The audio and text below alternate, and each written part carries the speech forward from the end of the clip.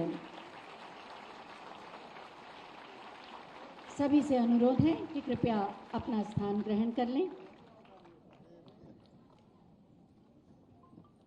School चलो अभियान 2023 और विशेष संचारी रोग नियंत्रण अभियान 2023 के शुभारंभ के अवसर पर आयोजित इस कार्यक्रम में हम माननीय मुख्यमंत्री महोदय का हृदय से स्वागत करते हैं, अभिनंदन करते हैं और साथ ही माननीय उप मुख्यमंत्री माननीय श्री ब्रिजेश पाठक जी का भी स्वागत और अभिनंदन करते हैं। मैं चाहूंगी कि उत्तर प्रदेश की जनता की ओर से तालियां बजाकर अपने प्रणाम मंच तक पहुंचाकर उनका स्वागत करें। सबसे पहले मैं अपर मुख्य सचिव बेसिक शिक्षा श्री दीपक कुमार जी से अनुरोध करूंगी कि हम सब की ओर से माननीय मुख्यमंत्री महोदय को पुष्प भेंट कर उनका स्वागत करें। प्रमुख सचिव चिकित्सा स्वास्थ्य एवं परिवार कल्याण श्री पार्थ सारथी सेन शर्मा जी से अनुरोध है कि माननीय उप मुख्यमंत्री महोदय का पुष्प भेंट कर स्वागत करें।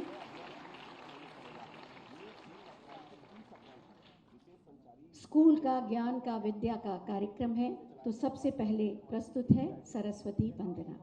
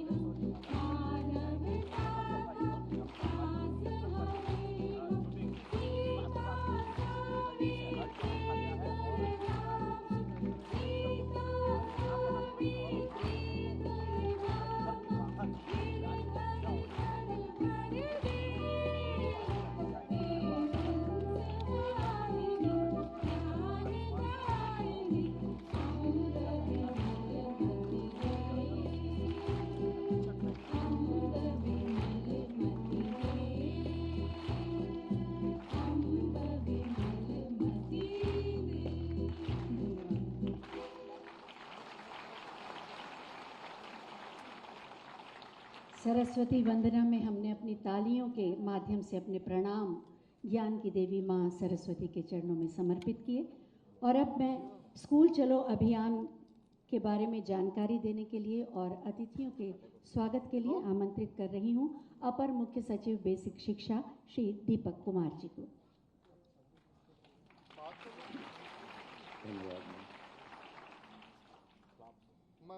परम श्रद्धेय माननीय मुख्यमंत्री जी, माननीय उप मुख्यमंत्री जी, विभिन्न जनपदों से ऑनलाइन जुड़े माननीय प्रभारी मंत्रीगण, माननीय सांसदगण, माननीय विधायकगण, मंच पर एपीसी एवं आईआईडीसी सर, प्रमुख सचिव स्वास्थ्य, अधिकारी बंधु, मीडिया के प्रतिनिधिगण, गुरुजन, देवियों, सज्जनों एवं प्यारे बच्चों, आज के इस शुभ आयोजन में मैं आप सभी का स्वागत करता हूं।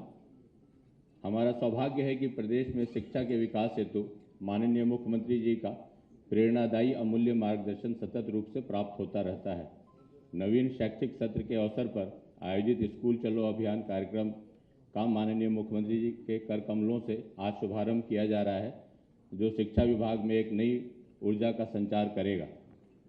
माननीय मुख्यमंत्री जी द्वारा शिक्षा विभाग को एक महत्वाकांक्षी विजन दिया गया है तथा उसके नेतृत्व में स्कूल चलो कार्यक्रम, ऑपरेशन कायाकल्प, निपुण भारत मिशन, विद्यालयों में अध्यापकों की कमी को दूर करने के लिए शिक्षकों की भर्ती, मानव संपदा प्रणाली तथा शिक्षा व्यवस्था में गवर्नेंस सुधार एवं पारदर्शी व्यवस्था सुनिश्चित करने के महत्वपूर्ण कार्यक्रम संचालित किए गए हैं। माननीय मुख्यमंत्री जी के मार्गदर्शन में प्रत्येक वर्ष शैक्षिक सत्र की शुरुआत में स्कूल चलो अभियान कार्यक्रम संचालित किया जाता रहा है, जिसके उत्साहवर्धक परिणाम प्राप्त हुए हैं।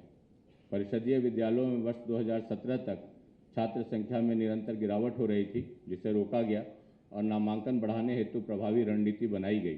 फलस्वरूप विगत 6 वर्षों में परिषदीय विद्यालयों के नामांकन में 40 लाख की उल्लेखनीय वृद्धि हुई है। सभी शिक्षकों से अपेक्षा है कि वे घर घर जाकर अभिभावकों से संपर्क करें, चौपाल का आयोजन करें, स्थानीय समुदाय को जोड़ें। बालिकाएं ज़्यादा ड्रॉप आउट होती हैं, उन पर विशेष ध्यान दिए जाने की आवश्यकता है। ऑपरेशन कायाकल्प के अंतर्गत लगभग सभी विद्यालय मूलभूत सुविधाओं से संतृप्तिकरण की ओर अग्रसर हैं तथा विद्यालयों का भौतिक परिवेश समृद्ध एवं आकर्षक बना हुआ है। यह कार्यक्रम राष्ट्रीय स्तर पर अपनी पहचान स्थापित करने में अत्यंत प्रभावी साबित हुआ है तथा अन्य राज्य इसी ओर अग्रसर हैं।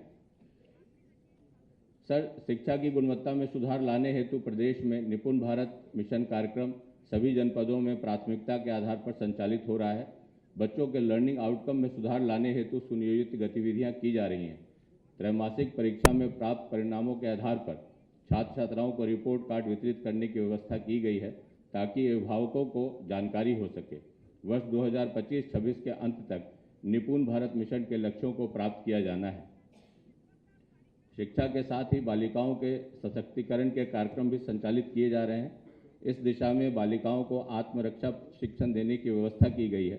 गृह विभाग के सहयोग से आत्मरक्षा प्रशिक्षण का मॉड्यूल तैयार किया गया है, जिसका विमोचन आज माननीय मुख्यमंत्री जी के कर कमलों से कराया जाना प्रस्तावित है।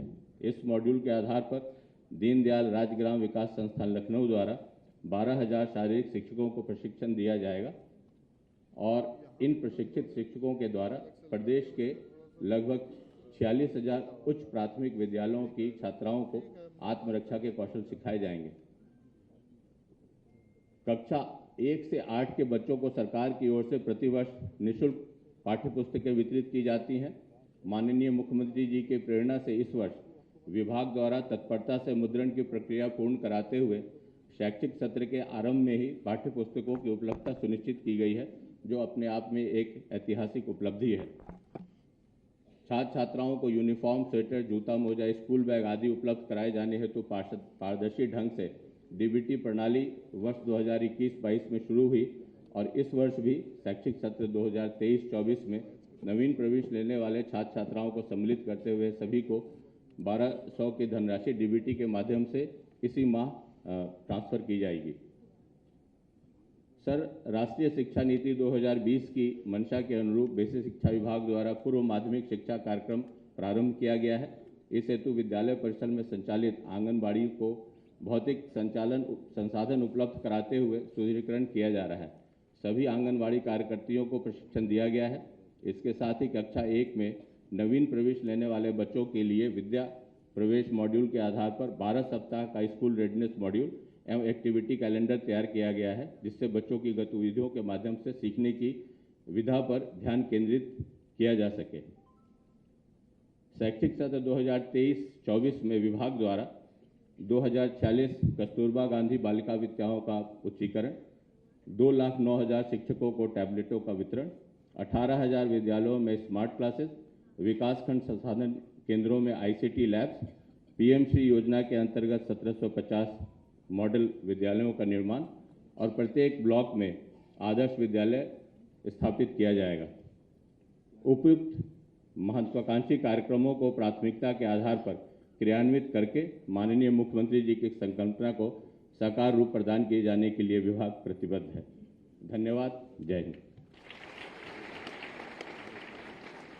धन्यवाद महोदय, महत्वपूर्ण जानकारी देने के लिए। आज ही विशेष संचारी रोग नियंत्रण अभियान का भी शुभारंभ हो रहा है। इस अभियान के बारे में जानकारी देने के लिए हम आमंत्रित कर रहे हैं प्रमुख सचिव चिकित्सा स्वास्थ्य एवं परिवार कल्याण श्री पार्थ सारथी सेन शर्मा जी को।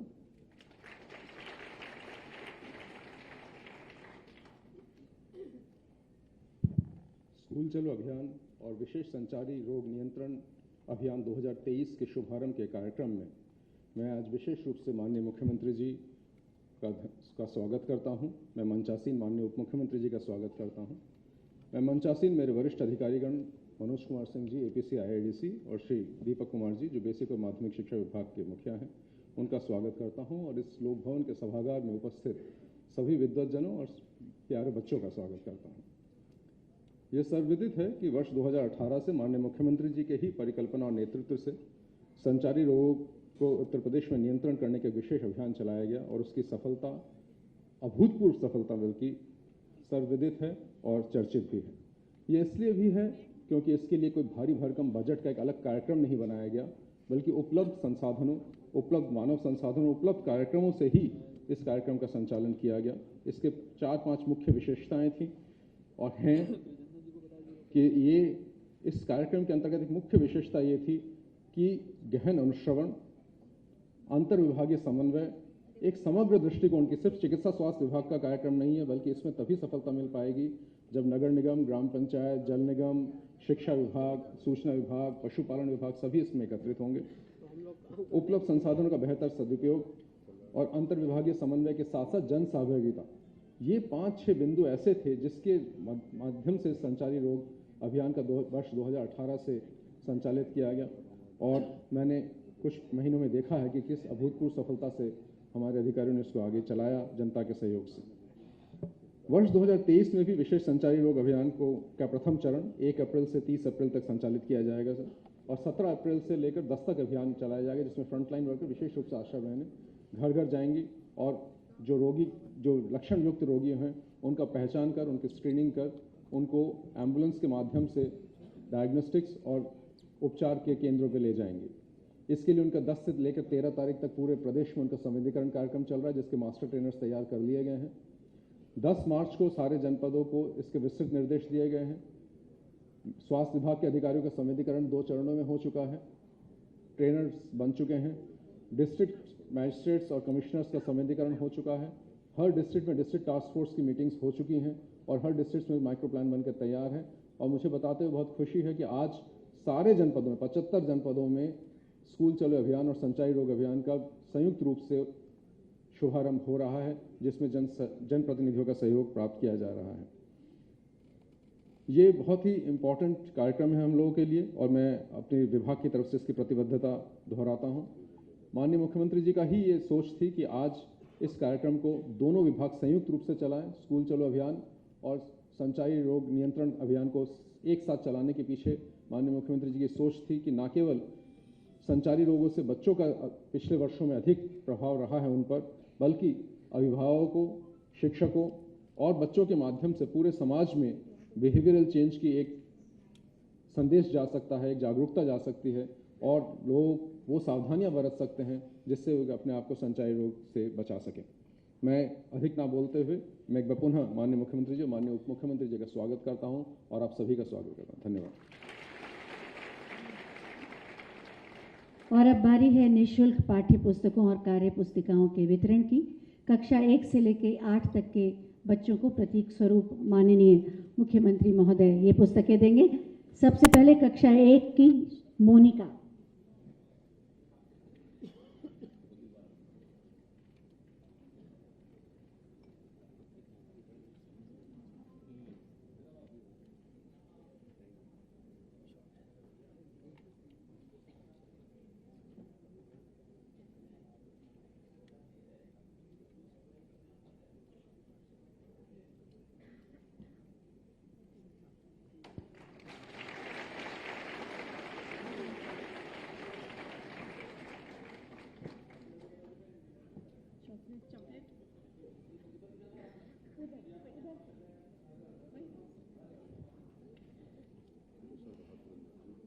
मोनिश कक्षा 2 के छात्र।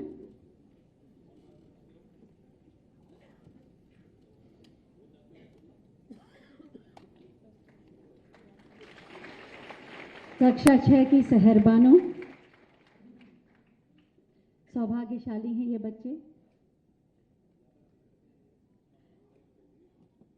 सबको आशीर्वाद मिल रहा है। कक्षा 7 के अंश।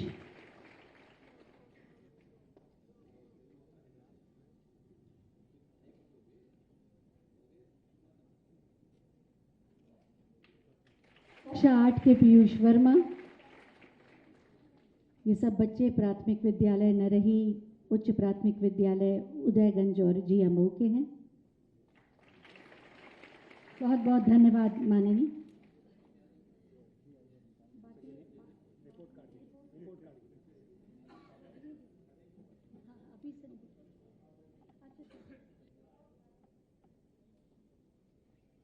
निपुण बाल बालिकाओं के लिए राष्ट्रीय शिक्षा नीति के अनुरूप निपुण प्रदेश के निर्माण के लिए इन सबको भाषा और गणना में दक्षता दी जा रही है। निपुण असेसमेंट टेस्ट किया गया। निपुण आकलन के में जो बच्चे उत्तीर्ण हुए उन बच्चों में से 5 को ये रिपोर्ट कार्ड दिए जा रहे हैं।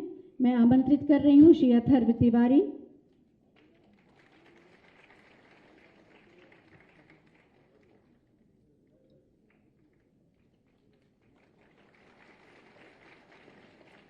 रजनी भारती कक्षा 2 की। इन सबको निपुण रिपोर्ट कार्ड मिल रहा है। सौम्या सोनकर कक्षा 3 के लिए निपुण रिपोर्ट कार्ड।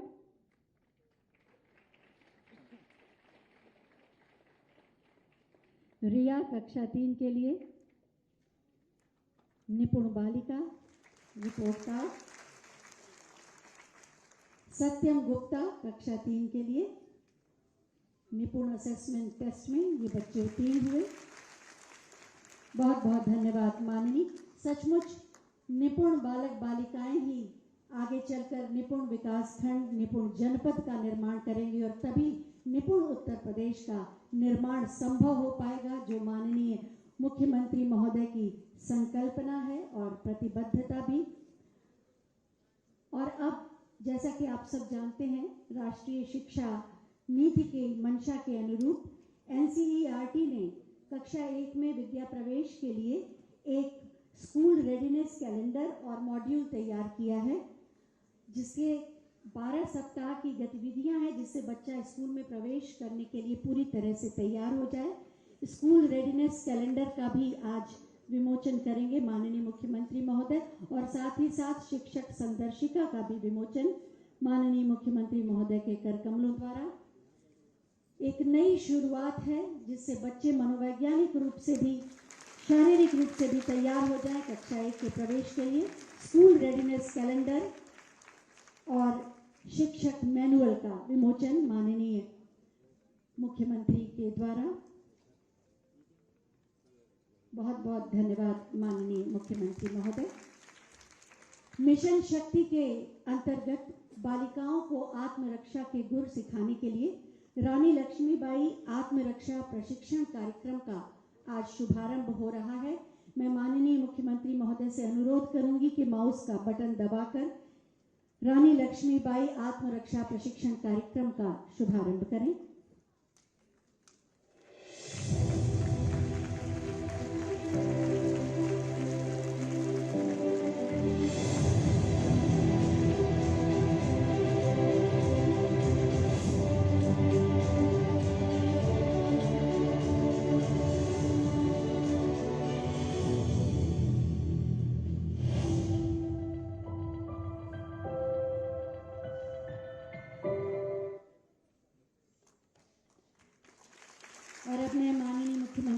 से अनुरोध करूंगी कि रानी लक्ष्मीबाई आत्मरक्षा प्रशिक्षण के मॉड्यूल का भी विमोचन करें।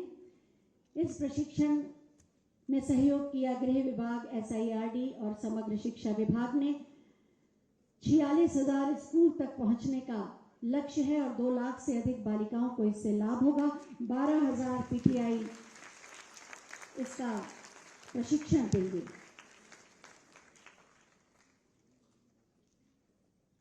बहुत बहुत धन्यवाद माननीय।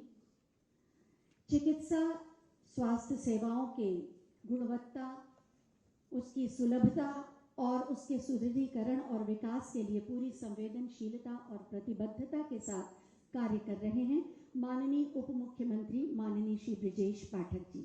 आज के इस अवसर पर हम उनसे भी अनुरोध करेंगे कि हमारा मार्गदर्शन करने की कृपा करें, आपकी तालियों के प्रणाम के साथ।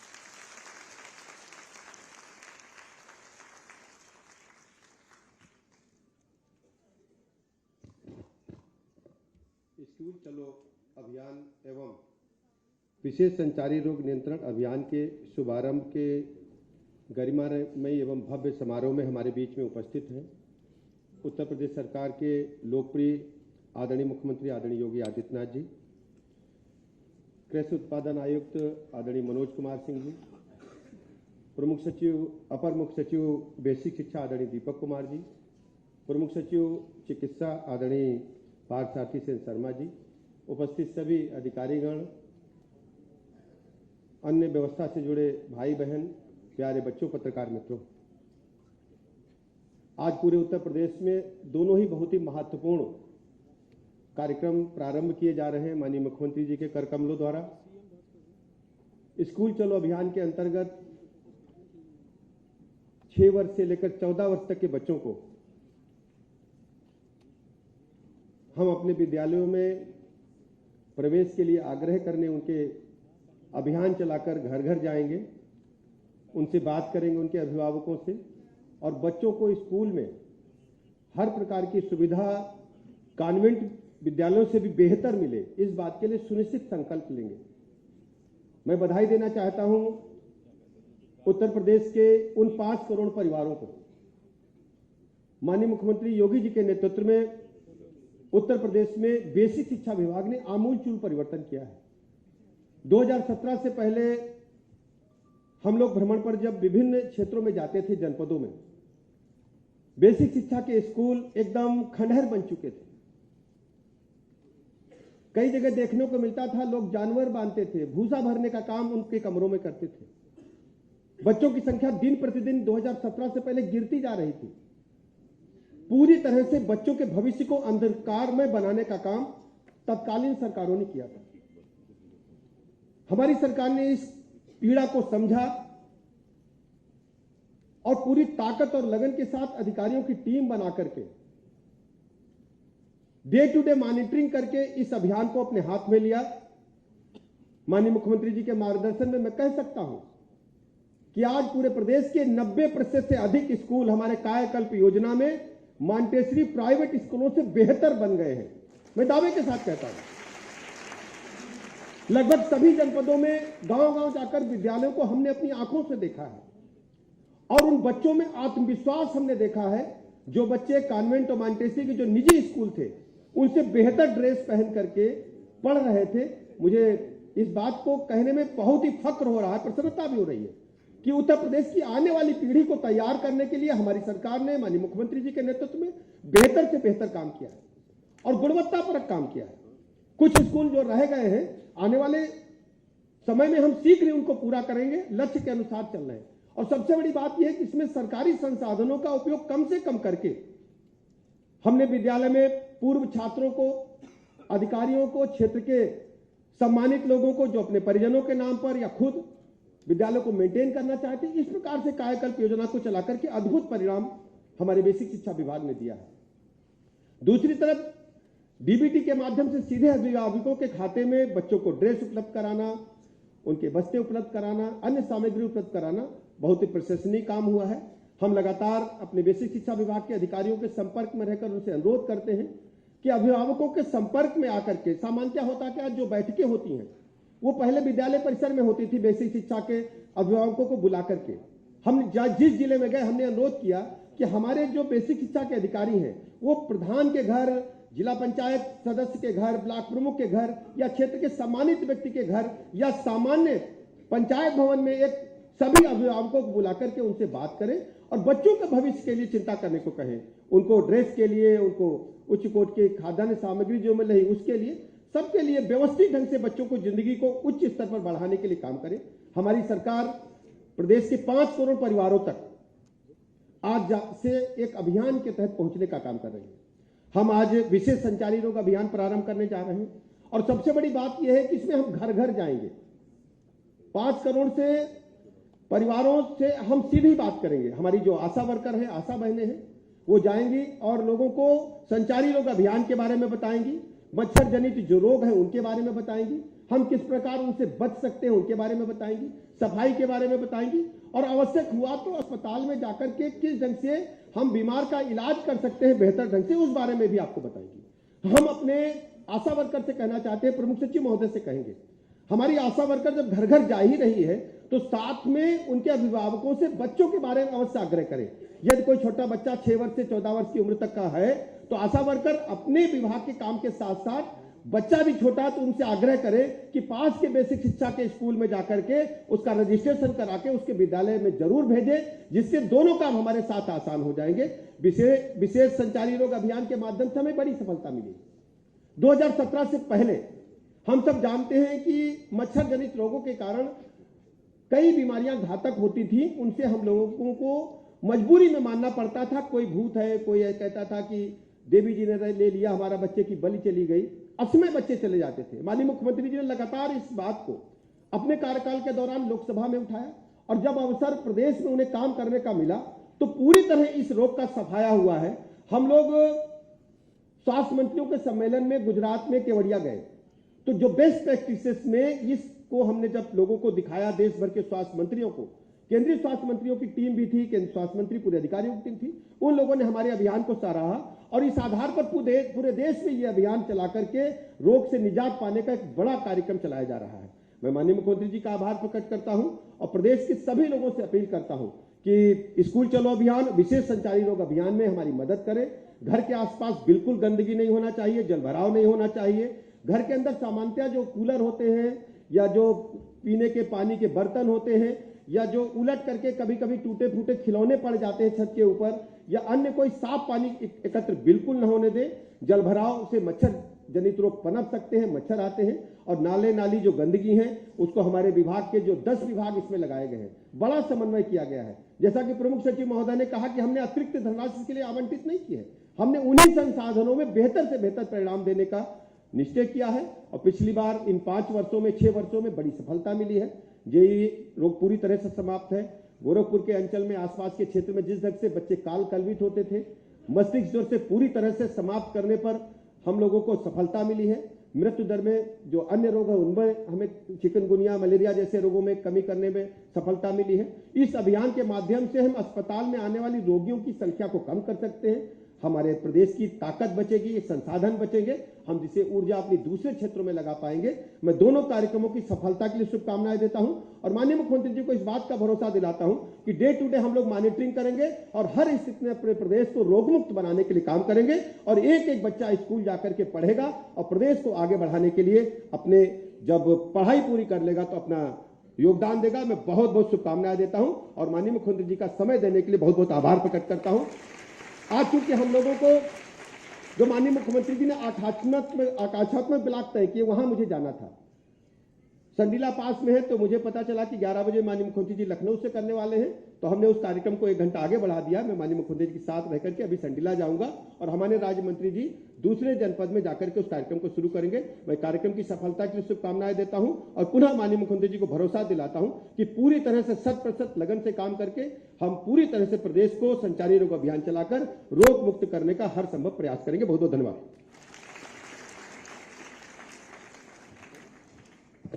बहुत बहुत धन्यवाद माननीय। शिक्षित, सुसंस्कृत और निपुण बाल बालिकाओं का निर्माण और जन स्वास्थ्य सुविधाओं का सुधार, विकास और विस्तार के साथ साथ स्वच्छ, स्वस्थ, सशक्त, आत्मनिर्भर उत्तर प्रदेश का निर्माण माननीय मुख्यमंत्री जी की प्राथमिकता भी है और प्रतिबद्धता भी, और इसीलिए शिक्षा के क्षेत्र का कायाकल्प हो रहा है और साथ ही संचारी रोग नियंत्रण अभियान अभूतपूर्व सफलता प्राप्त कर रहा है। माननीय मुख्यमंत्री जी का नेतृत्व और मार्गदर्शन हमें चुनौतियों का सामना करने का साहस भी देता है और असंभव को संभव करने का बल भी। मैं बहुत ही आदर के साथ माननीय मुख्यमंत्री महोदय से अनुरोध करूंगी कि आज के इस अवसर पर हमारा मार्गदर्शन करें, आप सबकी तालियों के अभिवादन के साथ।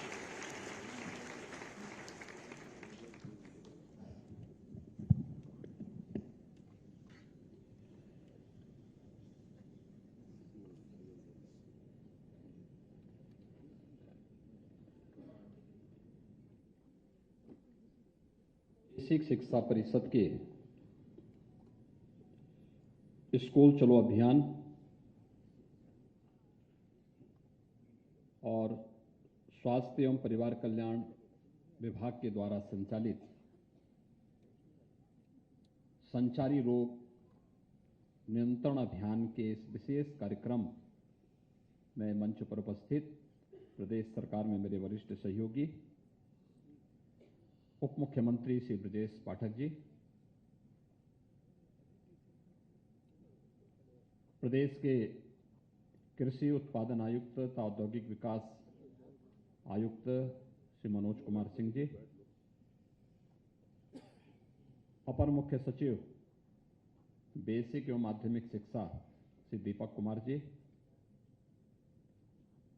प्रमुख सचिव चिकित्सा स्वास्थ्य एवं परिवार कल्याण विभाग श्री पार्थ सारथी सेन शर्मा जी, शिक्षा विभाग और स्वास्थ्य विभाग से जुड़े हुए सभी वरिष्ठ अधिकारीगण, प्रदेश के अलग अलग जनपदों से जुड़े हुए हमारे सभी माननीय प्रभारी मंत्री, माननीय सांसद, माननीय विधायकगण,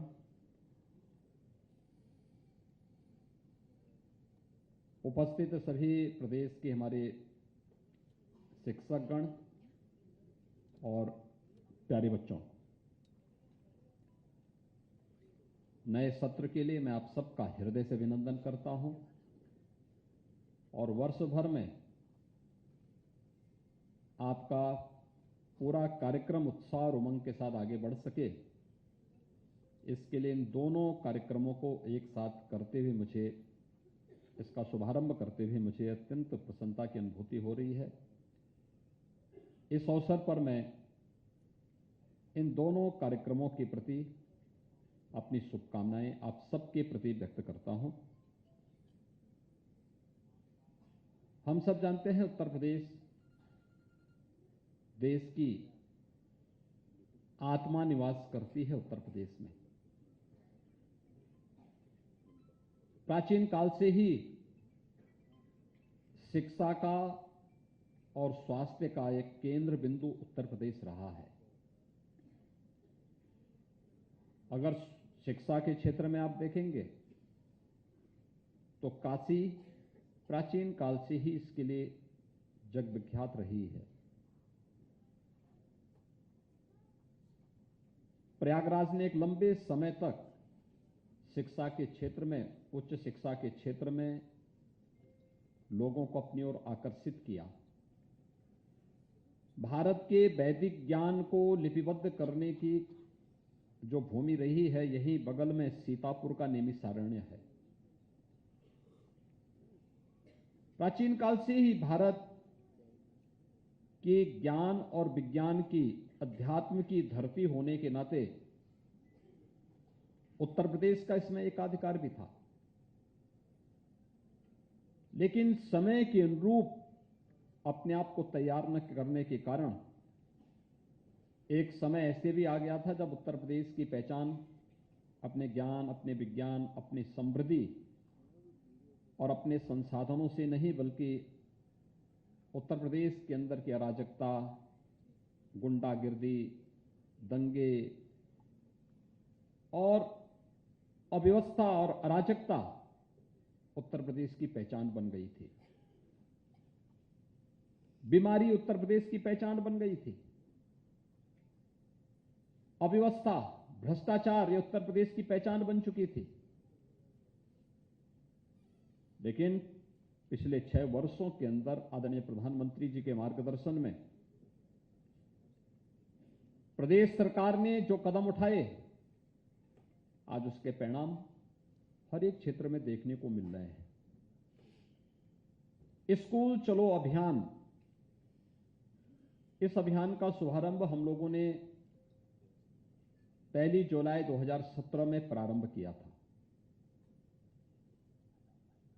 उस वर्ष जुलाई में इसलिए सत्र ये कार्यक्रम प्रारंभ किया क्योंकि सरकार ही 19 मार्च को बनी थी और मार्च के बाद फिर इन कार्यक्रमों को आगे बढ़ाते बढ़ाते जुलाई 17 में हम लोगों ने स्कूल चलो अभियान के कार्यक्रम को कुकरेल में प्रारंभ किया था। एक सफल कार्यक्रम रहा। आप याद करिए, प्रधानमंत्री मोदी जी ने 2014 में आने के साथ ही स्कूल में जो ड्रॉप आउट रेट था, खासतौर पर 5वीं और 8वीं क्लास पास होने के बाद बच्चे स्कूल छोड़ देते थे, खासतौर पर बालिकाओं की संख्या इसमें ज्यादा थी। इसी के लिए उस समय एक स्लोगन दिया था, बेटी बचाओ और बेटी पढ़ाओ का। इसमें भी आप देख रहे होंगे दोनों विभाग साथ काम कर रहे हैं, स्वास्थ्य विभाग भी और शिक्षा विभाग भी। एक साथ ये कार्यक्रम एक साथ चले थे, लेकिन उत्तर प्रदेश में किन्हीं कारणों से उन्हें लागू करने में देर हुई। जुलाई 2017 में हम लोगों ने स्कूल चलो अभियान आगे प्रारंभ किया था और इस कार्यक्रम के माध्यम से हम लोगों ने एक प्रयास प्रारंभ किया कि कोई भी बच्चा स्कूल जाने से वंचित न रह जाए। इसके लिए जो हमारे शिक्षकगण हैं उनकी मदद लेकर के, चुने गए जनप्रतिनिधियों की मदद लेकर के, स्वास्थ्य शिक्षा विभाग से जुड़े हुए अन्य कार्मिकों की मदद लेकर के बृहद पैमाने पे कार्यक्रम चला। और मुझे बताते हुए प्रसन्नता है कि जो संख्या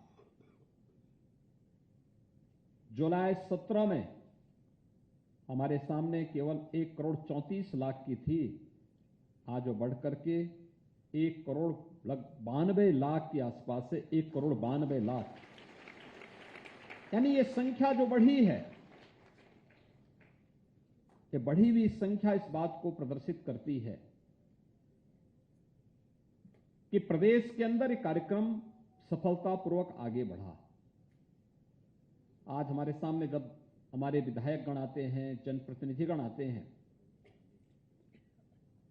तो वह अपने विधानसभा क्षेत्र में बेसिक शिक्षा परिषद के स्कूलों में ऑपरेशन कायाकल्प के माध्यम से हुए परिवर्तन के बारे में चर्चा जरूर करते हैं। ड्रॉप आउट रेट का कारण क्या था? विद्यालय के भवन जर्जर थे, फर्श अच्छा नहीं था, विद्यालय में के भवन के ऊपर बड़े बड़े पेड़ जमे हुए थे,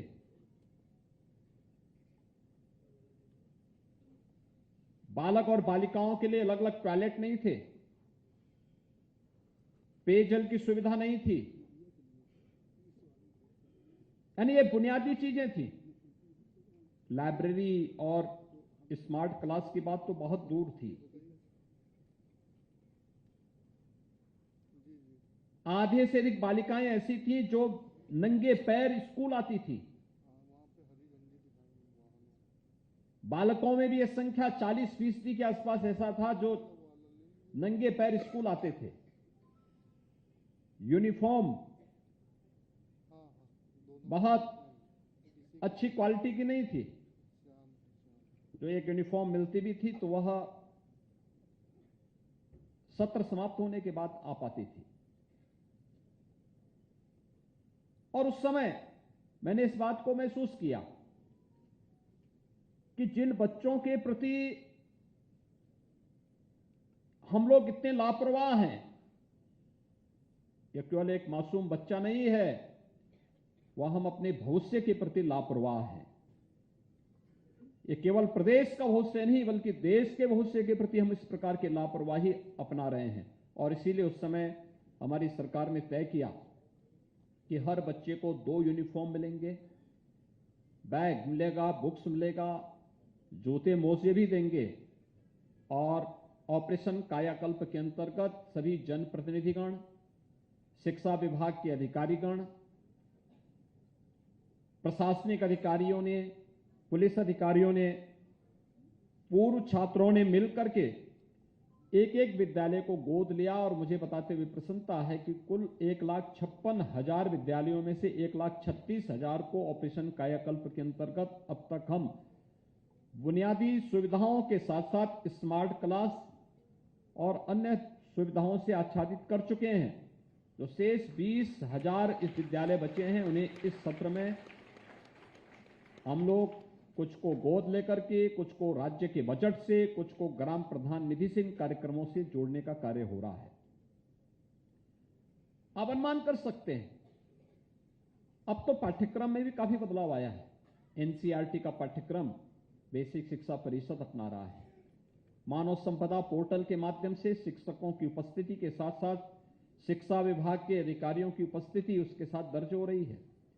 निपुण भारत अभियान के अंतर्गत बच्चों के प्रत्येक विद्यालय को, प्रत्येक ब्लॉक विकास खंड को, प्रत्येक जनपद को निपुण विद्यालय, निपुण जनपद, निपुण ब्लॉक घोषित करने का एक प्रतिस्पर्धा, स्वस्थ प्रतिस्पर्धा प्रारंभ हुई है। और शिक्षा के क्षेत्र में जब हम क्वालिटी देने की स्थिति में पहुंच चुके हैं, उसी कार्यक्रम को आगे बढ़ाते हुए आज तमाम कार्यक्रमों को यहां पर लॉन्च भी किया गया है। और मुझे बताते हुए प्रसन्नता है, यहां पे निःशुल्क पाठ्य पुस्तकों का वितरण तो 5 बच्चों को हमने किया ही, साथ साथ यहां पर विद्या प्रवेश पर आधारित स्कूल रेडीनेस कैलेंडर एवं शिक्षक मैनुअल का भी यहां पर विमोचन अभी मंच के माध्यम से हुआ है। बालिकाओं को मिशन शक्ति के अंतर्गत रानी लक्ष्मीबाई आत्मरक्षा प्रशिक्षण मॉड्यूल के विमोचन के साथ साथ इस प्रशिक्षण कार्यक्रम का भी उद्घाटन का कार्यक्रम यहां पर संपन्न हुआ है। निपुण भारत अभियान के अंतर्गत छात्र छात्राओं को रिपोर्ट कार्ड भी यहां पर वितरण के ढेर सारे कार्यक्रम एक साथ यहां पर आयोजित हुए हैं। ये कार्यक्रम बताते हैं हम एक सकारात्मक दिशा में आगे बढ़े हैं। और बेसिक शिक्षा परिषद और शिक्षा क्षेत्र में जो परिवर्तन हुए हैं, आप अनुमान करिए कि बेसिक और माध्यमिक शिक्षा में ही हम लोगों ने 1,60,000 शिक्षकों की तैनाती की, उनकी नियुक्ति दी, उन्हें फिर से शासकीय तैनाती दी। यानी 1,60,000 स्कूल ये बताते थे कि 1,60,000 शिक्षकों की तैनाती इस बात को प्रदर्शित करती है कि यहां पे इतने शिक्षक थे ही नहीं। और इनको वहां पर नियुक्ति पत्र देने के साथ जो कार्यक्रम आज आगे बढ़े हैं, उसके परिणाम हम सबके सामने हैं। और आज इसीलिए स्कूल चलो अभियान जब प्रारंभ हो रहा है, अगले 1 महीने तक ये कार्यक्रम चलेगा।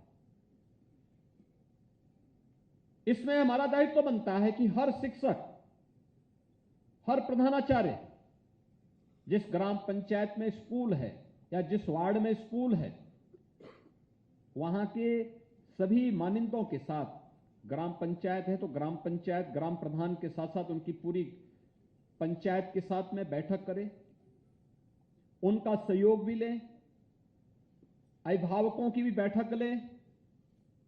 अच्छा होगा किसी दिन घर घर जाकर के एक एक घर की आप लोग स्क्रीनिंग करें, एक स्टडी भी करें ग्राम पंचायत की, किस ग्राम पंचायत में कितने घर हैं, इस ग्राम पंचायत में किस किस सामाजिक और आर्थिक परिस्थिति में निवास करने वाले लोग हैं।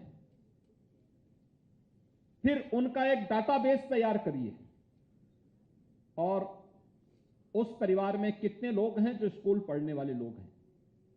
विद्यालय के पास ये रिपोर्ट कार्ड अपना होना चाहिए अपनी ग्राम पंचायत का। और हो सके तो बेसिक शिक्षा परिषद इसका एक पोर्टल तैयार करें और प्रत्येक विद्यालय से लेकर अपने अपने गांव पंचायत में उन्होंने कितना वो रखा है, कितना डाटाबेस उन्होंने तैयार करके रखा हुआ है, क्योंकि यह आपके लिए तो महत्वपूर्ण होगा ही, एक शिक्षक के लिए भी अपने जिस परिवेश में वो कार्य कर रहा है वहां के सामाजिक, वहां की आर्थिक स्थितियों को अध्ययन करने का एक माध्यम मिलेगा, एक केस स्टडी होगी उसकी उस स्थानीय स्तर पर। और फिर उससे आप तय करेंगे कितने बच्चे स्कूल जा रहे हैं, कितने बच्चे स्कूल जाने से वंचित हैं। जो स्कूल जाने से वंचित हैं, किन कारणों से वंचित हैं? जब उनकी फीस नहीं लग रही है, यूनिफॉर्म फ्री मिल रही है। अब तो हम 1200 रुपए हर बच्चे को डीबीटी के माध्यम से दे रहे हैं। हमारा प्रयास होना चाहिए कि उसी समय आधार ऑथेंटिकेशन की कार्रवाई भी हम प्रारंभ करवाएं।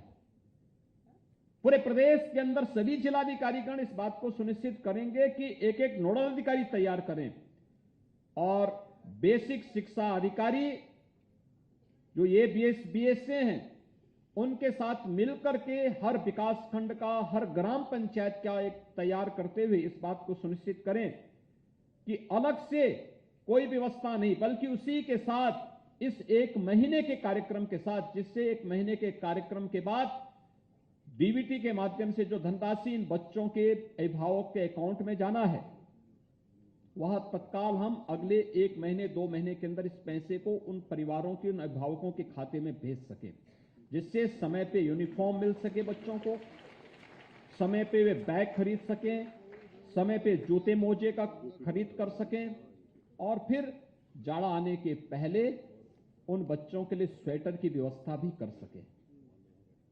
समय से ये सारे कार्यक्रम आगे बढ़ने चाहिए, समयबद्ध तरीके से इन कार्यक्रमों को आगे बढ़ाया जाना चाहिए। हम खेल कूद की प्रतिस्पर्धा भी कराते हैं। हमारा प्रयास होना चाहिए कि कार्यक्रम हमें बाद में फिर नवंबर दिसंबर के दौरान छुट्टियों के आसपास इन कार्यक्रमों को हम करें। स्कूली स्तर पर सरकार ने इसलिए तय किया है कि हर ग्राम पंचायत में एक खेल का मैदान होगा और खेल के मैदान के लिए हमने जो स्थल तय किया है वो स्कूल के आसपास की जो भूमि होगी उसी को आरक्षित करके, आवश्यकता पड़ती है तो हमने राजस्व विभाग से भी कहा है, जनपदों से भी कहा है कि उसके आसपास अगर आवश्यकता पड़ती है तो इंटरचेंज करके विद्यालय के नजदीक की भूमि को हम खेल के मैदान के रूप में, ओपन जिम के रूप में वहां पर यह व्यवस्था दें। और ये कार्यक्रम युद्ध स्तर पर प्रदेश भर में प्रारंभ हुआ है। बच्चों को खेलने कूदने के लिए सड़कों पर न जाना पड़े, बल्कि स्कूल का अपना खेल का मैदान हो। जिस समय स्कूल चलेगा उस समय बच्चे उसका उपयोग करेंगे और शेष, क्योंकि ग्राम प्रधान निधि का भी उपयोग उसमें होना है, जब विद्यालय बंद हो उस दौरान ग्राम पंचायत उसका उपयोग करे, गांव के बच्चे उसका उपयोग करें, सभी बच्चे खेलें कूदें, अपने सार्वजनिक कार्यक्रमों को भी इस मैदान में करें और उसको मेंटेन करने का कार्य भी करेंगे तो एक बड़ा अभियान पूरे प्रदेश भर में आगे बढ़ सकता है। और न केवल अच्छा पठन पाठन का माहौल विद्यालयों में बनेगा, बल्कि शारीरिक और मानसिक रूप से भी ये बच्चे स्वस्थ होंगे। और यह कार्यक्रम राज्य स्तर पर प्रारंभ हो रहा है, इसलिए अगला 1 माह आपकी देश से बेसिक शिक्षा परिषद के लिए अत्यंत महत्वपूर्ण होने जा रहा है। इसमें केवल बेसिक शिक्षा परिषद के जो सरकारी स्कूल हैं उन्हीं को नहीं जोड़ना है। हमारा प्रयास होना चाहिए बेसिक शिक्षा परिषद के शासकीय विद्यालयों के साथ साथ शासकीय प्राप्त और शासकीय यानी शासकीय सहायता प्राप्त निजी प्रबंध तंत्र के द्वारा संचालित और निजी प्रबंधन के द्वारा संचालित विद्यालयों को भी जोड़ना चाहिए। हमारा प्रयास होना चाहिए एक भी बच्चा स्कूल जाने से वंचित न रहने पाए, उसे स्कूल लाना है, उसके अभिभावक को तैयार करना है और जिससे हम प्रदेश के अंदर साक्षरता की प्रतिशत को आने वाले समय में 100% कर सकें। यह 100% साक्षरता उत्तर प्रदेश की एक बड़ी पूंजी होगी। आने वाले समय में इस अभियान को आगे बढ़ाने की आवश्यकता है। कोई व्यक्ति अंगूठा क्यों टेकेगा? अपना हस्ताक्षर करे। कोई अपने घर आने वाले किसी पत्र को, किसी कागज को किसी दूसरे से क्यों पढ़ाएं? और स्वयं पढ़ने की आदत डालें, उसको सीखें, उसको सिखाया जाए उस योग्य से बनाया जाए, इस शिक्षा विभाग की जिम्मेदारी है। और उस कार्यक्रम को आगे बढ़ाने के लिए अगर हम कार्यक्रम को आगे बढ़ा सकें, बहुत बड़ा कार्य होगा। और आज उसी कार्यक्रम का शुभारंभ स्कूल चलो अभियान के माध्यम से यहां प्रारंभ हो रहा है। मुझे प्रसन्नता है कि आज इन सभी बच्चों के साथ यहां पर संवाद करने का एक अवसर मुझे इस अवसर पर प्राप्त हुआ है। और इसी कार्यक्रम की दूसरी कड़ी है संचारी रोग नियंत्रण का कार्यक्रम। उत्तर प्रदेश 9 क्लाइमेटिक जोन का प्रदेश है। अलग अलग क्षेत्र में अलग अलग बीमारी भी आती है। अगर आप देखेंगे कुशीनगर, गोरखपुर से लेकर के और नेपाल की तराई से लेकर सहारनपुर तक के क्षेत्र में मस्तिष्क ज्वर का कहर कभी इस क्षेत्र में हजारों बच्चों को हर वर्ष निगल देता था। 1 वर्ष से 15 वर्ष तक के बच्चे इसकी चपेट में आते थे। एक बड़ा भारी वहां पर लोगों के मन में भय और दहशत का माहौल पैदा होता था जुलाई से लेकर नवंबर दिसंबर तक। तो वाराणसी और उसके आसपास के क्षेत्र में हम देखते थे कालाजार फैलता था। बरेली और उसके आसपास के क्षेत्र में मलेरिया, बरेली, बदायूं और उसके आसपास के क्षेत्र में, लखनऊ, कानपुर से लेकर के मथुरा तक हमें डेंगू का कहर भी देखने को मिलता था। झांसी और बुंदेलखंड के क्षेत्र में चिकनगुनिया का कहर बरतता था। ये प्रदेश के अलग अलग क्षेत्रों में बीमारी देखने को मिलती थी। लेकिन स्वास्थ्य विभाग ने विगत 6 वर्ष के अंदर जो कार्यक्रम चलाया, स्वास्थ्य विभाग नोडल विभाग बना। ओवरऑल मॉनिटरिंग स्वास्थ्य विभाग की रही, लेकिन साथ साथ ग्राम्य विकास और पंचायती राज विभाग, नगर विकास विभाग, महिला और बाल विकास विभाग, समाज कल्याण विभाग, कृषि, इन सब ने मिलकर के इस कार्यक्रम में सहभागिता की। क्योंकि इन सबकी सहभागिता थी। जैसे स्वच्छता के कार्यक्रम को नगरीय क्षेत्रों में नगर विकास विभाग ने और ग्रामीण क्षेत्र में पंचायती राज विभाग ने सफलतापूर्वक आगे बढ़ाया। समय पे छिड़काव हो, फॉगिंग हो,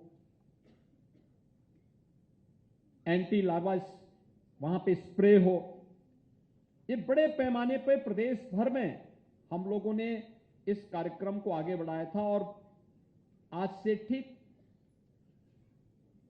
5 वर्ष पहले 1 अप्रैल 2018 को इस कार्यक्रम का शुभारंभ हम लोगों ने किया था। उत्तर प्रदेश शासन के विभागों के साथ साथ भारत सरकार का सहयोग और यूनिसेफ, विश्व स्वास्थ्य संगठन और पाथ जैसी संस्थाओं का योगदान, इस पूरे कार्यक्रम को जन जन तक पहुंचाने का एक बृहद अभियान हम लोगों ने हाथ में लिया था। इसमें हमारे स्वास्थ्य विभाग के अधिकारी, कर्मचारी थे, आशा वर्कर, आंगनवाड़ी की बड़ी भूमिका थी। जितने भी मेडिकल कॉलेजेस थे, जितने भी जिला चिकित्सालय थे, सामुदायिक स्वास्थ्य केंद्र थे, प्राथमिक स्वास्थ्य केंद्र थे, हेल्थ पोस्ट थी, इन सब ने इस कार्यक्रम को आगे बढ़ाया। आज परिणाम क्या है? संचारी रोग नियंत्रण के लिए उत्तर प्रदेश का यह मॉडल पूरे देश के सामने आज बहुत अच्छे परिणाम के साथ सामने आया है। उत्तर प्रदेश ने इस दिशा में अच्छा कार्य किया। आज उसको आप देख सकते हैं, हर एक जगह उसको महसूस किया जा सकता है। मस्तिष्क ज्वर, इंसेफ्लाइटिस, जिससे अगर मैं केवल गोरखपुर के ही गवर्नमेंट मेडिकल कॉलेज के आंकड़े आपके सामने प्रस्तुत करूं और वहां के जो अन्य आंकड़े हैं, जो मेडिकल कॉलेज के अंदर और मेडिकल कॉलेज के बाहर मौतें हुई, केवल गोरखपुर और बस्ती कमिश्नरी के अंदर 40 वर्ष में 50,000 से अधिक बच्चों की मौत हुई थी। वहां अनुमान करिए 50,000 बच्चों की मौत के लिए जिम्मेदार कौन था? और आज मुझे बताते हुए प्रसन्नता है कि इंसेफ्लाइटिस को अंतर विभागीय समन्वय के कारण स्वास्थ्य विभाग ने इसे लीड किया था। आज उसको पूरी तरह नियंत्रित किया जा चुका है। अब इंसेफ्लाइटिस से कोई मौत नहीं होती है। जिस स्थिति में पहुंचा लिया गया है, एक प्रकार से उसके उन्मूलन की घोषणा होनी बाकी है। शेष या कार्यक्रम सफलतापूर्वक आगे बढ़ा। चिकनगुनिया, मलेरिया, कालाजार, इसमें उत्तर प्रदेश का कार्य उत्कृष्ट श्रेणी का है। उत्तर प्रदेश स्वास्थ्य विभाग ने इस दिशा में बहुत अच्छा काम किया है। डेंगू नियंत्रण के भी प्रभावी कार्यक्रम कराए गए, उसके परिणाम बहुत अच्छे आए हैं। जो पहले डेंगू फैलता था, लोगों में एक भय हो जाता था, आज डेंगू का भय नहीं है, एक सामान्य सी बीमारी रह गई है।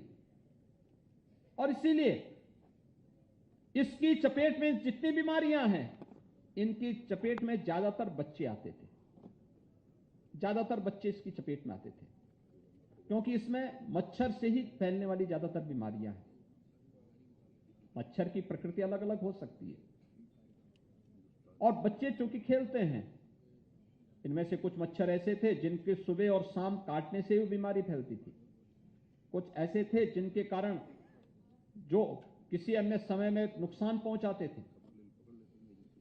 और इसलिए स्कूल चलो अभियान और संचारी रोग नियंत्रण का एक कार्यक्रम एक साथ यहां पे प्रारंभ किया गया है। इसमें सबसे ज्यादा भूमिका होनी चाहिए स्वच्छता की। स्वच्छता का है, शुद्ध पेयजल का है, इसमें बड़ी भूमिका होगी। एक स्वच्छता हमारे घर के आसपास, और मैं सभी अपने शिक्षकों से भी अनुरोध करूंगा, हमें इंटरेक्शन बढ़ाने की आवश्यकता है। केवल स्कूल में जाकर के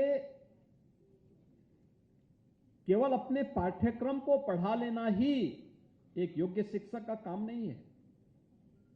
अभिभावक के साथ भी संवाद बनाना, सकारात्मक रूप से बच्चों के भावक को बच्चे के रिपोर्ट कार्ड के बारे में अवगत कराना। आवश्यक नहीं कि सभी बच्चे पारंगत हो, सभी बच्चे योग्य हों, यह आवश्यक नहीं। एक योग्य शिक्षक का दायित्व बनता है कि जो योग्य नहीं उसको योग्य बनाना। जो योग्य है तो अपनी प्रतिभा से है ही योग्य, लेकिन अगर आप कोई कमजोर बच्चे को योग्यता की श्रेणी में ला देते हैं, ये आपकी उपलब्धि होगी। अगर आपका बेहतरीन संवाद है और एक रचनात्मक और सकारात्मक सहयोग आप इन बच्चों के लिए उपलब्ध करवा रहे हैं, तो बच्चा आजीवन आपको सम्मान करेगा, आजीवन आपको सम्मान करेगा। अन्यथा समय और वक्त ये किसी को बख्शता नहीं है। याद रखना, ये हर व्यक्ति के कर्मों का फल उसे उसके रहते हुए ही दे भी देता है, बता भी दे देता है। आज आप देख रहे होंगे ना, प्रदेश भर में जो माफिया पहले सत्ता को अपना सरप्रस्त मानते थे कुछ नहीं, और आज उनकी क्या दुर्गति हो रही है, क्या दुर्गति हो रही है उनकी, किस स्थिति में पहुंच रहे हैं, कैसे उनको सजा हो रही है, कैसे उनकी सजा होने पर आज प्रदेश भर में और देश भर में तालियां बजती हैं, लोग खुशहाली मनाते हैं कि इस पापी को सजा हो गई, अच्छा हुआ। ये जानते हैं व्यक्तिगत रूप से हम में से किसी का उसने नुकसान नहीं पहुंचाया होगा, जिस क्षेत्र विशेष में उसने किया होगा, लेकिन पीड़ित हर व्यक्ति था इस बात को लेकर के, क्योंकि अत्याचारी है, अन्यायी है, और अत्याचारी और न्याय के साथ कभी व्यक्ति कभी खड़ा नहीं होता, समाज कभी उसके साथ खड़ा नहीं होता, आने वाली पीढ़ियां कभी उसके साथ खड़ी नहीं होती। जो व्यक्ति गलत करेगा उसका भुक्तभोगी उसको बनना ही पड़ेगा, हर हाल में बनना है। और हमें भी इंटरेक्शन बनाते समय इस बात को ध्यान रखना पड़ेगा कि हम सकारात्मक रूप से अभिभावक को बताएं, बच्चा अच्छा कर रहा है, थोड़ा और मेहनत कर लेंगे तो अच्छा होगा। आप नकारात्मक रूप से मत बोले कि बच्चा किसी लायक नहीं, ये मत बोलिए। अगर आप बोलते हैं तो अभिभावक को अपने बच्चे के प्रति दृष्टिकोण को खराब करते हैं। सकारात्मक भाव के साथ, अच्छा है, थोड़ा और मेहनत करेगा और अच्छा हो सकता है, उस थोड़ी मेहनत के लिए हम भी मेहनत करेंगे, आप भी प्रयास करिए, और ये अच्छी दिशा में आगे बढ़ेंगे। प्रतिभाशाली बच्चे हैं, इनको सही मार्ग पर चलने की प्रेरणा कर देना, सही मार्ग पर आगे बढ़ाने की तैयारी करना, और साथ साथ हो सके तो एक एक घर में सप्ताह में या 15 दिन में एक बार अगर आपका विजिट हो सके, अलग अलग शिक्षक, अलग अलग प्रधानाचार्य अलग अलग क्षेत्रों में जा सकें, जाएंगे तो छात्र के मन में भी सम्मान का भाव पैदा होगा, अभिभावक के मन में भी सम्मान का भाव पैदा होगा। और साथ साथ जब जाते हैं तो देखें साफ सफाई है कि नहीं है, बात व्यवहार कैसा है बच्चे का अपने माता पिता के प्रति, माता पिता के बच्चे के प्रति, और फिर उनको अगर आप बता सकें इसके बारे में। मैं देखता हूं जिन शिक्षकों ने अच्छा काम किया है, जब कभी उनका उस विद्यालय से ट्रांसफर होता है तो पूरा गांव, पूरा समुदाय बड़ा भावुक होता है, हमारे पास पत्र लिखता है कि फलाने शिक्षक का ट्रांसफर हो गया है, कुछ दिन और रुक जाता तो और अच्छा होता। यानी इसको हम लोग अपनी उपलब्धि मानते हैं कि कम से कम हमारा एक शिक्षक ऐसा भी है कि जिसके लिए गांव रो रहा है, गांव जिसके प्रति सम्मान का भाव व्यक्त करता है। यह एक उपलब्धि है एक शिक्षक की। लेकिन हम कहते हैं कि भाई देखो शिक्षक है, ट्रांसफर पोस्टिंग शासकीय सेवा का एक हिस्सा होता है, और अगर ये अच्छे हैं तो इस अच्छे पर अधिकार और भी लोगों का होना चाहिए। इन्होंने एक मानक तय किया है, आने वाले जो शिक्षक होंगे उनके लिए मानक होगा, ये और भी जगह जाएंगे और अच्छा काम करेंगे। लेकिन जो बुरा है उसको देखकर लोग पहले बोलते हैं कि साहब इसको हटा देते तो अच्छा था, हमारे यहां किसी को मत भेजिए लेकिन इसको तो हटा ही दीजिए। और अगर हटा ही देते हैं लोग ये मानते हैं कि चलो एक बला कट गई है, इसको तो अच्छा हुआ कि आने वाले समय कोई ना आए ऐसा। अब हमें तय करना है कैसा हम बनना चाहते हैं। जिसको लोग सम्मान दें वो हम बनना चाहते हैं, जिससे लोग घृणा करें। जीवन में कोई व्यक्ति हमसे घृणा करे, इससे नारकीय जीवन दूसरा नहीं होता जी। लोग हमें सम्मान की दृष्टि से देखें, ये जीवन यही है। और स्वच्छता के बारे में एक कार्यक्रम को आगे बढ़ाना, ग्राम प्रधान से ग्राम प्रबंध समिति के साथ बातचीत करते हुए अभिभावकों को भी इसके लिए प्रेरित करना। स्कूल कॉलेजेस में जाकर स्कूल में जो बच्चे आते हैं उनको भी देखना यूनिफॉर्म साफ सुथरी है या नहीं है। साफ सुथरी यूनिफॉर्म हो, नहा करके आते हैं कि नहीं आते हैं, दांतून करते हैं कि नहीं करते हैं घर में, ये पूछना। ये मॉर्निंग असेंबली के समय होना चाहिए। अपने निर्धारित यूनिफॉर्म में ही बच्चे स्कूल आए, इसके लिए तैयार करना। जूते मोजे साफ सुथरे हैं या नहीं हैं। विद्यालय की यूनिफॉर्म को घर जाने पर उतार करके घर के दूसरे कपड़े होने चाहिए। स्कूल में अच्छे ही कपड़े, साफ सुथरे कपड़े पहन करके आए, इसके लिए बच्चों को बताना। नहीं तो पता लगता कुछ बच्चे खेलते खेलते खेलते रात्रि में भी जूते मोजे पहन करके सो जाते हैं, कोई बोलने वाला नहीं। अगर आप बताएंगे नहीं कैसे होगा, उन बच्चों को कैसे पता लगेगा। स्वच्छता के प्रति जितना बृहद आप उनको जानकारी दे पाएंगे, इस संचारी रोग को नियंत्रण करने में उतनी ही सफलता प्राप्त होगी। दूसरा, विद्यालय में भी इस बात को देखना कि आपके यहां टॉयलेट बनाए गए हैं, बालक बालिकाओं के लिए बनाए गए होंगे, बनाए गए या अगर कहीं खराब हो गए तो उसको ठीक करवाना, उसकी नियमित सफाई करना। ग्राम पंचायत में सफाई कर्मियों के साथ या नगर निकायों में उनको भी बोल करके साफ सफाई के कार्यक्रम को वहां ठीक करना, नियमित सफाई हो। जो जल की आपूर्ति हो रही है, जहां पे आरओ है, आरओ की भी समय समय पे मरम्मत करवाना। ऐसा तो नहीं कि पुराना पानी है और वही महीनों से टंकी में सड़ रहा है, वही पानी बच्चे पी रहे हैं, फिर तमाम इन्फेक्शन के शिकार हो रहे हैं। ये छोटी छोटी चीजें हैं जिसको ध्यान देंगे तो उन बच्चों के स्वास्थ्य को भी आप ठीक रख पाएंगे और गांव के लोगों को भी इसके बारे में आप बता पाएंगे। ये कार्यक्रम आपके स्तर पर आगे बढ़ना। बच्चे स्कूल आए हैं, हर प्रकार के टीकों से आच्छादित हैं या नहीं है।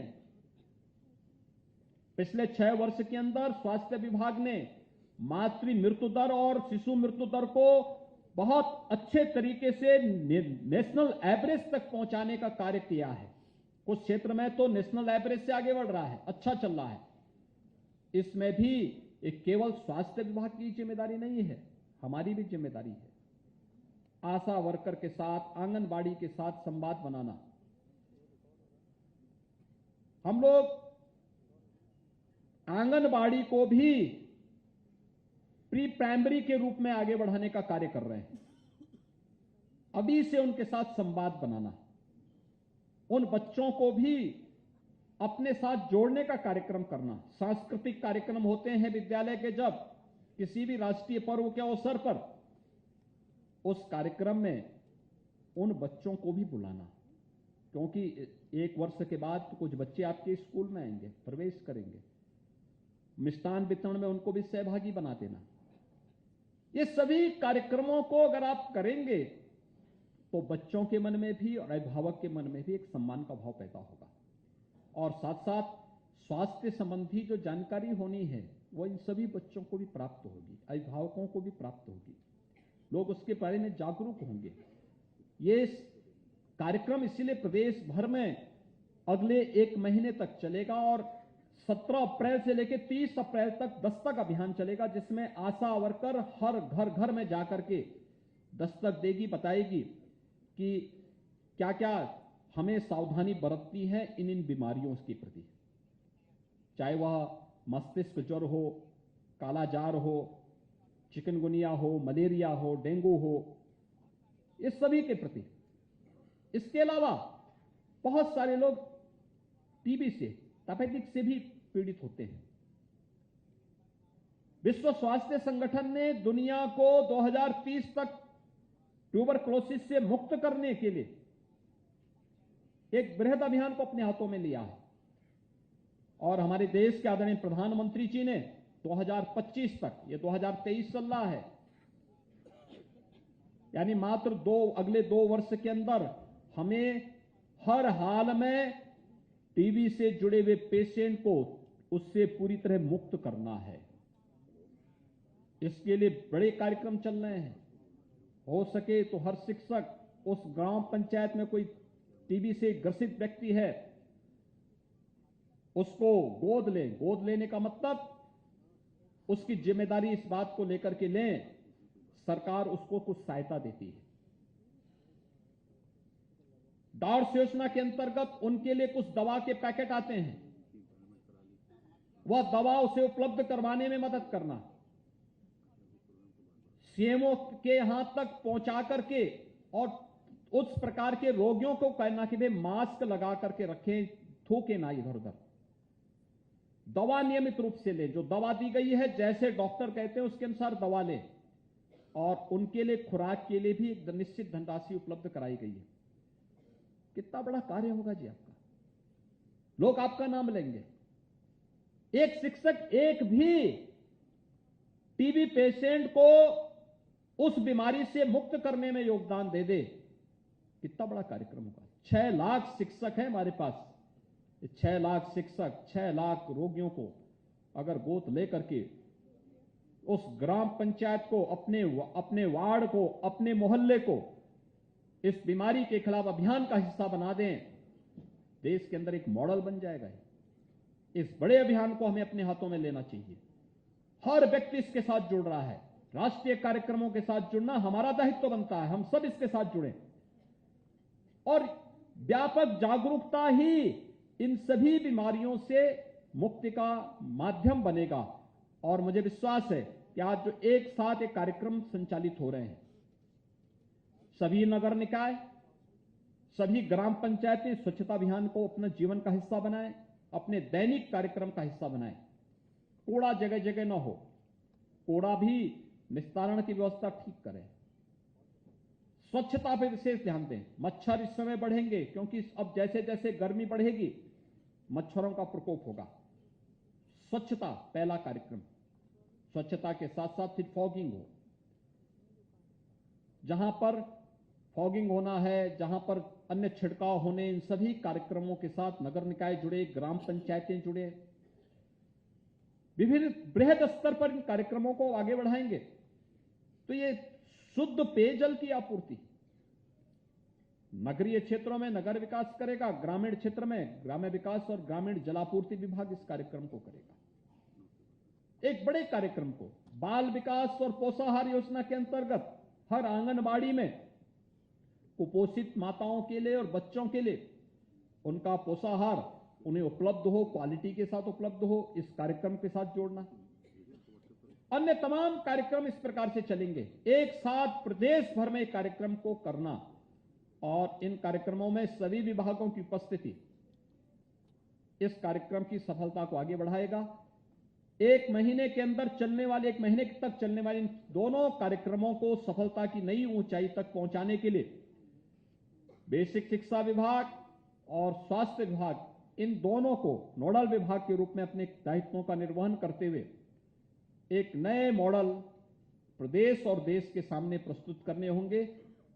आज दोनों कार्यक्रम संचालित हो रहे हैं। मुझे पूरा विश्वास है कि पूरे प्रदेश भर में इन कार्यक्रमों को लेकर के एक नए उत्साह के साथ इन सभी बच्चों को हम लोग आने वाले समय में एक भी बच्चा स्कूल जाने से न छूटे और कोई भी बच्चा आने वाले समय में किसी भी संचारी रोग की चपेट में न आने पाए।